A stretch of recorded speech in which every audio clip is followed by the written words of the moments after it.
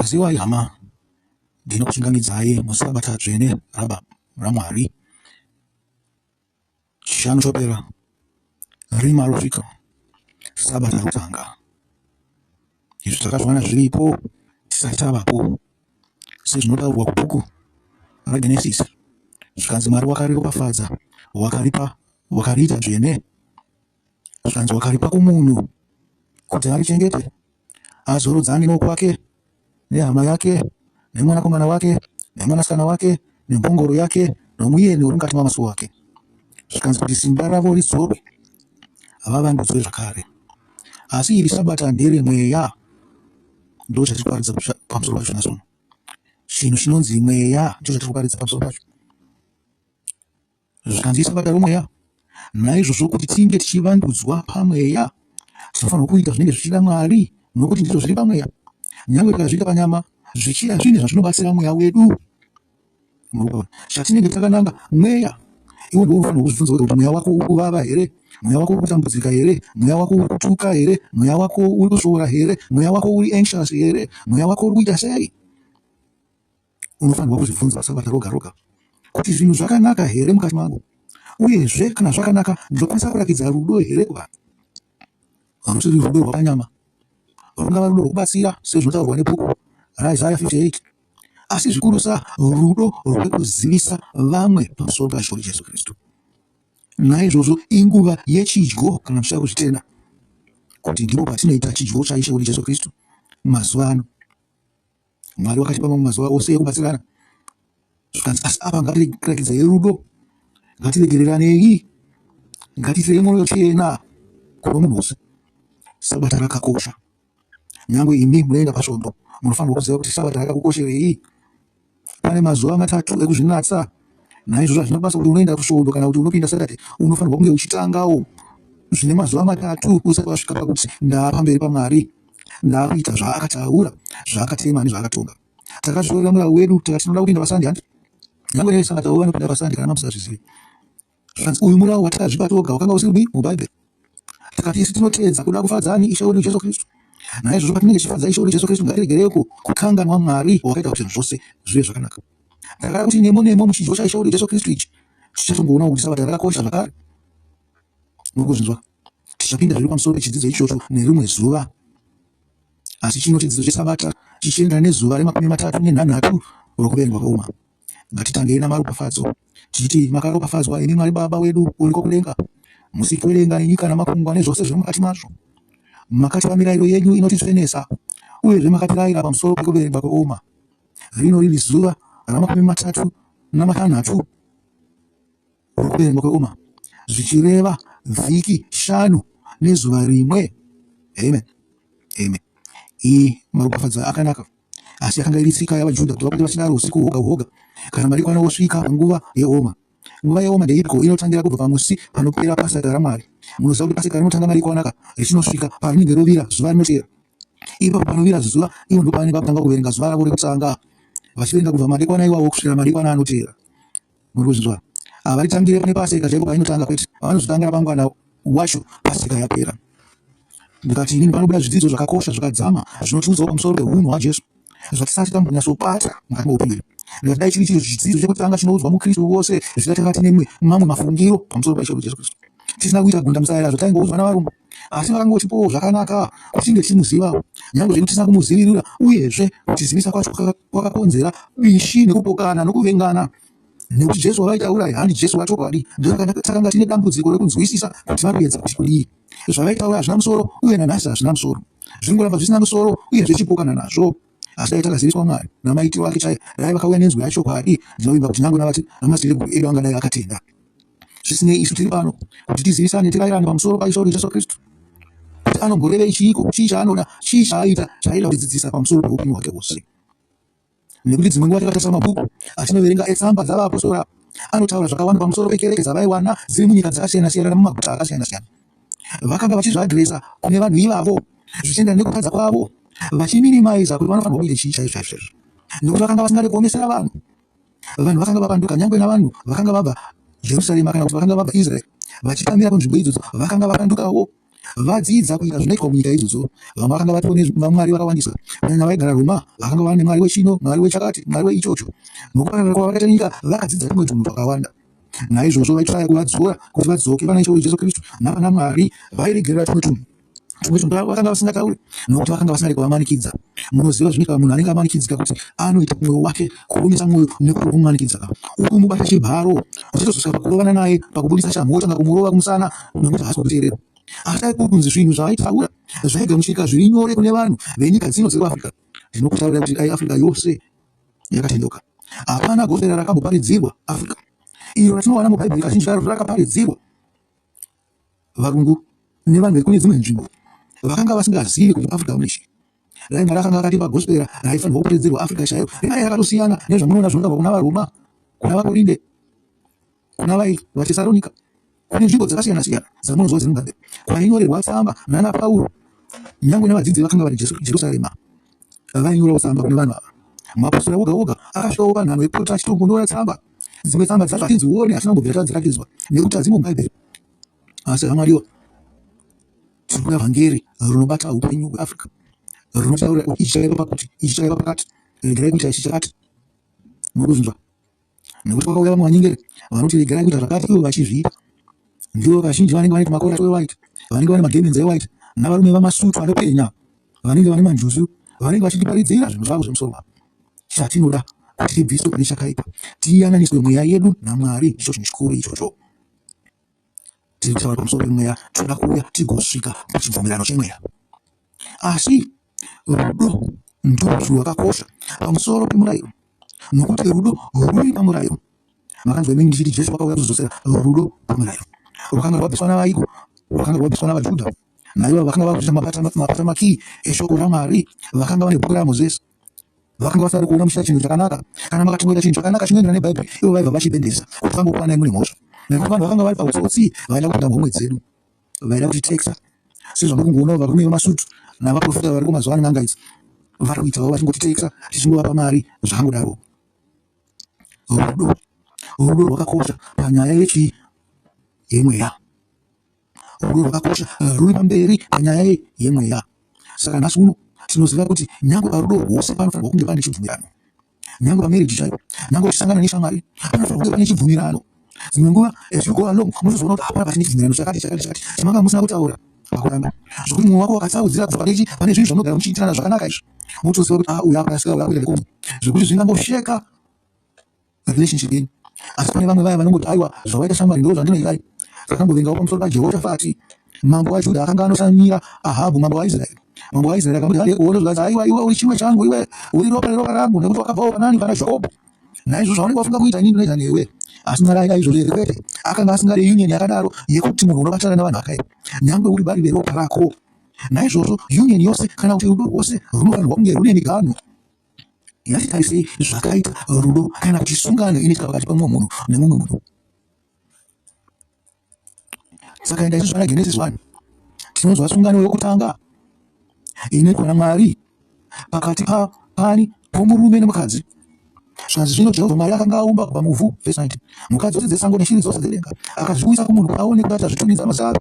Uye uchisikwa chipenyu chimwe nechimwe sezvazvikatumidzwa nomunhu ndiro rakava zita racho. Saka munhu akatumidza mazita kuzvipfuwo zvose nekushiri dzose dzedenga nemhuka dzose dzesango. Asi kuna Adhamu kwanga kusina kuwanikwa mubatsiri akamukwanira. Amen. Saka Jehovha Mwari akaita kuti munhu avate hope huru, uye pakanga achakavata akatora rumwe rumbavhu rwomunhu akavhara nenyama nzvimbo yaakarudzisa. Ipapo Jehovha Mwari akaita mukadzi kubva parumbavhu rwaakanga abvisa pamunhu, uye akamuisa kumurume. Murume akati, zvino ibvupa ramapfupa angu nenyama yenyama yangu, ashadze mukadzi nokuti akatorwa kubva pamurume. Nokudaro, nokuda kwechionzero ichi, murume achasiya baba namai vake agonamatira kumukadzi wake, uye vachava nyama imwe. Murume nomukadzi wake vakanga vasina kusimira vose, uye havana kutombonyara. Amen. Zvanzi vakanga vasinganyari, vasina kusimira. Asi union yakanga iko apa hatina kunzwa kunzi yakanga iri yapabonde. Mukuzvinzwa? Zvinoudzwa mamwe mareasons ekunzi murume achasiya baba vake namai vake agonamatira kumukadzi wake, vachava nyama imwe chete. Amen. Naizvozvo tinoona kuti dzimwe nguva nyama yakasimba. Apa tiri kuona nyama dzakasiyana dzichibatana. Naizvozvo tinoita shamwari, tinokwanisa kuita ukama hwenyama hwokuti uyu ndinomuziva, uyu anobva kwandinobva. Hapana ukama hunopfuura ihwohwo, pane ukama hweropa, hwokuti munhu makazvarwa muimwe chete, zvita makazvarwa nateguru mumwe chete, zvikanzi patova nebhondi pakare. Asi nyangwe pane bhondi ipapo, Zvikanzi pane zvimwe zvatinofanirwa kusiya. Hapana ukama hwakakosha kufura baba namai, uye zvina baba namai nomwana. Iwe wakabatira pana baba vako, asi Mwari ari kuti ngaulemburwe iwo ukama. Iwe ugona uchaunonamatira kwachiri. Mugova neukama, mugotanga kurera vana venyu. Vana venyu vachange vakanamatira kwamuri, no, imi baba namai. Kusvikira nguva yakwana yekuti vachilemburwa, vachienda zvavo, vanotangisa umhuri dzavo. Amen. Zvikanzi mubatsiri akanga akamukwanira, munhu akabva pane munhu, akabva kwa nerumbambo rwomumwe. Zvikanzi inyama yenyama yangu nebondo ramabondo angu. Amen. Munoziva kuti mabondo zvaakamira ari mukati ndovanopa kuti muviri umire sezvauri. Pasina mabondo taingofamba tiri zviri zvakangoungana kunge mabhora, tichifamba sezvinoita mvura kana ichifamba zviya zvi. Mukuzvona. Asi mabondo anotipa structure, anotipa kuti timire zvakanaka, nyangwe wakafuta, nyangwe uri zgovhu, nyangwe wakaona. Zvikanzi anotipawo flexibility. Mukuzvizwa. Anotipawo chimiro chakanaka. Ndokuti ziva kuti uyu musoro, aya makendekete, aya maoko, aya makumbo. Uyu ndiwo muviri wacho. Pasina mabondo hakuna zvakadaro. Naizvozvo mabondo aya anomirira murawu. Murikuzvizwa. Nyama iri kunze ndiyo inomirira rimwe shoko rose rakabatana nemurawu. Murawu ndo mabondo. Shoko ndo muviri. Naizvozvo tichitaura pamusoro pomuviri waJesu, tinotaura mabondo nenyama kuti zviite muviri. Murikuzvizwa. Murawu neshoko kuti zviite chinhu chimwe chete. Ndo kuti Jesu. Ndikubanzwa. Tinotarisa mumwe mufananidzo zvakare wakapuwa. Wakusanangura zvatambudza tichitaura pamusoro pazvo. Pagomo reSinai, vaIsraeri vachitanga kusvika ipapo pekutanga. Zvikanzi Mwari akataura naMozisi. Mozisi akuuya kuna Mwari. Zvikanzi Jehovha akaenda kwaari ari mugoma akati, izvi ndizvo zvaunofanira kutaura kuimba yaJakobho, uye zvaunofanira kuudza vanhu veIsraeri. Iwe pachako wakaona zvandakaita kuIjipiti, uye kuti ndakakutakurai sei pamapapiro egondo, ndikakutyisai kwandiri. Zvino kana muchiniteerera nomwoyo wose uye mukachengeta sungano yangu, ipapo muchava pfuma yangu chaiyo pakati pendudzi dzose. Kunyange hazvo nyika yose iri yangu, muchava kwandiri umambo hwavaprista uye rudzi rutsvene. Aya ndiwo mashoko aunofanira kutaura kuvaIsraeri. Zviri kunzi chiya, inini ndiri kuita sungano nemi. Makambe muri sungano nokuda kwekuti makanga muna baba mumwe chete. Zvichita naamai, anamai vakanga vakasiyana zvavo. Vakanga naamai 4 vakazvara vanakomana vaJakobho. Asi makabatana nokuda kwababa venyu, makava senhoo imwe chete, makakura muchikudzana, munini namukoma, hanzvadzi. Murikuzvinzwa. Makasvika pakuita mhuri dzenyu makawanda, asi ukama hwakanga huripo hungochingori ukama hwenyama. So ukama hwatanga tinahwo pakutanga, ukama hwai hwababa namai, hwaAdhamu naEvha. Zvino ndakuda kuita inini sungano iri pamusoro peimwe sungano yamakaita pakati pababa naamai. Ndakuuyawo nemurayiro yangu yandakuisa pamusoro ipapo kuti ini nemi tive nyama imwe chete, tive mweya umwe chete. Murikuzvinzwa. Zvikanzi muchava ndiri umambo hwavaprista uye zvine rudzi rutsvene. Apo pane tione makondisheni ekuti takafanira kuva neuprista uye zvitakafanira kuva tiri vatsvene. Murikuzvinzwa. Zvikanzi muchava pfuma yangu chaiyo pakati pendudzi dzose. Naizvozvo takava savaprista navatsvene, tichava sevanhu vakakosha kuna Mwari. Saka Mozisi vhesi 7 takutaura. Saka Mozisi akadzokera akadana vakuru vavanhu akaisa pamberi pavo mashoko ose akanga arayirwa naJehovha kuti ataure. Vanhu vose vakapindura pamwe chete vachiti tichaita zvose zvakarayirwa naJehovha. Saka Mozisi akadzosera mhinduro yavo kuna Jehovha. Jehovha akati kuna Mozisi, ndiri kuzouya kwako ndiri mugore gobvu kuitira kuti vanhu vagondinzwa ndichitaura newe vagoramba vachivimba newe. Ipapo Mozisi akaudza Jehovha zvakanga zvarayirwa navanhu. Uye Jehovha akati kuna Mozisi, enda kuvanhu undovanatsa nhasi namangwana uite kuti vawache nguo dzavo uye vange vagadzirira nezuva rechitatu, nokuti pazuva iroro Jehovha achaburuka pagomo reSinai pamberi pavanhu vose. Amen. Kana muchida kuzvitenda uyu ndiwo murayiro weSabata. Zvikanzi nezuva rechitatu. Asi kana makazvitarisa imi Sabata nderezororo. Sabata nderekuzvinatsa. Sabata nderekubvisa tumwe tunhu twose tunotitambudza. Murikuzwa. Asi pari kuriwo mazuva matatu apa kuti tinge tina Mwari. Takati chishanu ndo chatanga. Sabata, Saturday ndo rechipiri. Sunday ichisvika ndo zuva rechitatu. Izvi zvokuti tangoti naSabata chete, mangwana ndichavira Sabata, usiku tapedza, takudzokera muzvivi, hazvina kunakira Mwari. Mubatwa. Zvivi ngazviti wari kumwe kunhu. Kwete mukati medzimba dzedu, kwete paukama hwedu savanhu vatendi. Zvinhu zvinatotiwanira kubasa uko. Tisatambudzwa nevanhu venyika. Nokuti naivo havadiwo Mwari. Vanotipinza pakaipa. Asi tinoramba tichiti Mwari musatipinze mumiedza tisingakwanisi kuenda. Ndo zvamunotaurira pamusoro pe the Lord's Prayer. Tichazopinda zviri paLord's Prayer rimwe zuva. Tichisanangura relationship yainayo nezvatirikutaura izvi. Murikuzvinzwa. Asi kana makazvitarisa pane murawu ndo pane bhodhi. Makaenda makanoverenga Exodus 19. Moverenga futi naDeuteronomy 4. Muchanzwa muchinzi a body of law. Muviri wei womurawu. Muviri wakabva pai pamurawu. Murikuzvinzwa. Zvikanzi ndiwo sungano yatinayo kuti zvinhu zvose tofanirwa kubatira pamurawu. Pozoita shoko rese rinotipa guidance yekuti tinorarama sei. Zvikanzi munhu mumwe chete nemunhu mumwe chete akabatira pamurawu achawana muviri iwo uri kunzewo wokuda kudzidzisa zvizvarwa zvake zvinotevera. Zvizvarwa zvinoteera zvigodzidzisawo zvizvarwa zvinozouya pamberi. Ndo pamunonzwa Mwari akutaura pamusoro perudo kubva paDeuteronomy 6, 7, 8. Mozisi achitaura navaIsraeri. Zvichida kusvikira kuna 13. anenge achitaura pamusoro perudo rwupo nesungano iri pakati pedu isu naMwari, pakati pemunhu naMwari. Muri kuzvinzwa? Asi kana tikazvitarisa, Mwari akanga asingavabudira pachena kuti sungano yandoda isungano pamweya. Akati nyama yenyu ngaidzidzira kuita zvakanaka. Izvo zvichava kwamuri kururama noutsvene. Zvakanga zviri nyore. Ndizvo zvinenge zvandanga ndichitaura pamusoro pazvo, vandanga ndichitaura pamusoro pamatsamba. Painzi nyama yenyu ngaidzidzira kuita zvakanaka. Vamwe vakanyorwa tsamba vachidzi musadye zvakati, musadye zvakapindwa kumidzimu, musadye zvakapindwa kuzvimwe zvimwari zvina madhimoni. Zvanzi makadaro chete kana kudya ropa, muri kuzvinzwa, muchaita ukombe. Zvanzi vaipiwa mitemo iri chete, vakanga vasingamanikidzwe vachinzi vanozodzidza voga kuda Mwari. Chakanga chakakosha pamusoro peshoko rose ravaitarwa navapostora wakanga uri murau waMwari. Nekuti murau unomanikidza, kana muchida kuzviziva imi, murau unomanikidza. Asi rudo kana ruripo, munhu wakamboitira rudo anodzidzira kuda murau zvishoma nezvishoma. Asi tinonzwa vamwe vaparidzi vachiti murau wakapera, hakuchina murau, hakuna chichi, murau wakagara uripo. Hatingati Mwari akaita mistake nokuisa murau wose waakatidzira. Ndo akaitira zvedu vaIsraeri kuti zvive nyore pavari. Vakanga vari vanhu venyama, vakanga vabatira panyama, uyezve kwavaibva kwakanga kuri kwenyama. Zvanga zvisina kunaka kuti avatambudze pamusoro penyaya yemweya kusvikira Ishe wedu Jesu Kristu achizouya. Ishe wedu Jesu Kristu ndiye akauya ava nemuviri wemweya usizi muviri wenyama. Vamwe vose vaizvarwa panyama, asi uyu wakatanga muviri wemweya. Kubva paari kana takuti taakuita sungano naye, tava nemuviri wechi wemweya, hatisisiri muviri wenyama. Hande tichinopedzisa zvedu nguva ndo yakutirasa 1 hour chaipo ngatichitaura pamusoro pazvo. Zvitaurwa pamusoro paJesu zvanzi pakutanga pana Johani 1. Pakanga pane shoko, uye shoko rakanga riri kuna Mwari, uye shoko rakanga riri Mwari. Iye aiva kuna Mwari kubva pakutanga. Zvino zvose zvakaitwa kubudikidza naye, kunze kwake hakuna kana chinhu chakaitwa pane izvo zvakaitwa. Mwari maiva noupenyu, uye upenyu ihwohwo hwaiva chiedza chavanhu. Chiedza chinovhenekera murima, asi rima harina kuchikunda. Pakanga pano murume akatumwa achibva kuna Mwari, zita rake rainzi Johani. Iye akauya sechapupu kuzopupurira chiedza chiya, kuitira kuti vanhu vatende kubudikidza naye. Akanga asiri iye chiedza pachake, akauya chete ari sechapupu chiedza. Chiedza chezvokwadi chinovhenekera vanhu vose chainge chichizouya munyika. Amen. Apa Johani ngare yakatirerutsira akangotaura zvakare pamusoro paJesu kuti achauya ari munhu wenyama, achifamba namakumbo ake, achizvarwa nemhandara anga akatirerutsira kuti achazvarwa nemhandara nababa vake vanenge vari muvezi. Vanhu vangare vakatambira Jesu nyore nyore. Saka baba vacho munovaziva, vanoveza vari kundiyo, ndiye mwana wechi, mwanakomana waMwari. Munofunga kuti mimi dai baba vake vakanga vari Jesofa namai vake vari Meri, ndo pataizomuramba here, nokuti akanga asiri wemweya. Akati tinokudza mabasa omunhu, kuti tinokudza nyama yemunhu here? Handati tinokudza mabasa emunhu. Akaona munhu achiita mabasa akanaka, tobva tamuyemura. Ndo relationship yatinayo yekuyemura Jesu kuti tive nemweya, mweya unobva pai pamuviri wamabondo nenyama yakaupoteredza. Ndosaka zviti shoko raMwari imweya, nekuti iro rimwe shoko rose rakapoteredza mabondo aya, rakabatana namabondo nderemweya. Zvikanzi rakafenderwa naMwari. Apa Johani akudza nezvechiedza, chiedza chireva chi ungwaru. Tichibva parima rokusaziva tichipinda muchiedza chokuziva, chokuziva chi chokwadi, chiedza chazvokwadi. Vakanga vane chiedza chemabondo nenyama pavakapuwa murau pagomo reSinai, asi vakatadza kubata murau uyu zvakanaka, uyezve murau havana kuzobuda zvakanaka nyangwe kuvanhu vavo. Zvikanzi munhu ane murau chaiwo nechiedza ndiye akuzouya, ndiye Jesu. Vese akanga ari munyika uye kunyange nyika yakaitwa kubudikidza naye, nyika haina kumuziva. Akauya kuna avo vakanga vari vake, asi vokwake havana kumugamuchira. Izvi zvinoreva zvinhu zviviri chete, kuti nyika yakanga yakapuwa murau neshoko raMwari, yakatadza kuziva kuti uyu ndo murau neshoko raMwari. Zvichireva kuti nyika yakanga yatsveyama yabva pashoko raMwari.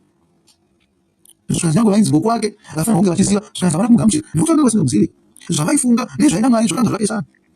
Asi vane vose vakamugamuchira, naavo vakatenda muzita rake akavapa simba rekuti vave vana vaMwari, vana vasina kuberekwa neropa kana nokufunga kwomunhu kana nokuda kwomurume, asi vakaberekwa naMwari. Amen. Urikuzwa? Naizvozvo Jesu wakatibva pabvisa pasungano yenyama namabondo, wakatiisa pasungano yemweya. Zvinhu zvose zvabatana zvine utsvene.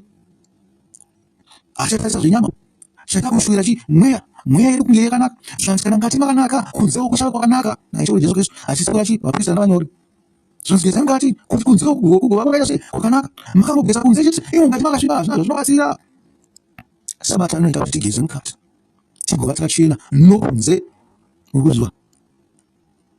Zvino pane vamwe vanozvikudza pamusoro pekugeza kwavo kunze. Vanhu ivava vakarashika, havazive Mwari, vanongozvidzana pamusoro pemakanda avo. Vakarashika, havana Mwari mukati mavo. Zvikanzi shoko rakava nyama uye rakagara pakati pedu, takaona kubwinya kwake, kubwinya kwaiye mumwe oga akabva kuna Baba, azere nenyasha uye nechokwadi. Amen. Ndiyo sungano yechokwadi yatinotsvaga, sungano chaiyo, sungano yemweya. Ina maconditions ekuti tinofanirwa kutenda kuti ndiye murau neshoko rose rakanyorwa pamusoro pake riri mubhaibheri. Tutanziro shoko rose rakanyorwa pamusoro pake shoko raMwari rinobatanidza murau nenyama. Riri based on murau. Zvino uyu ndiye akauya kuzotizivisa murau neshoko zvaZvokwadi. Tava nesungano yekuti tofanirwa kurarama muzvokwadi yaMwari.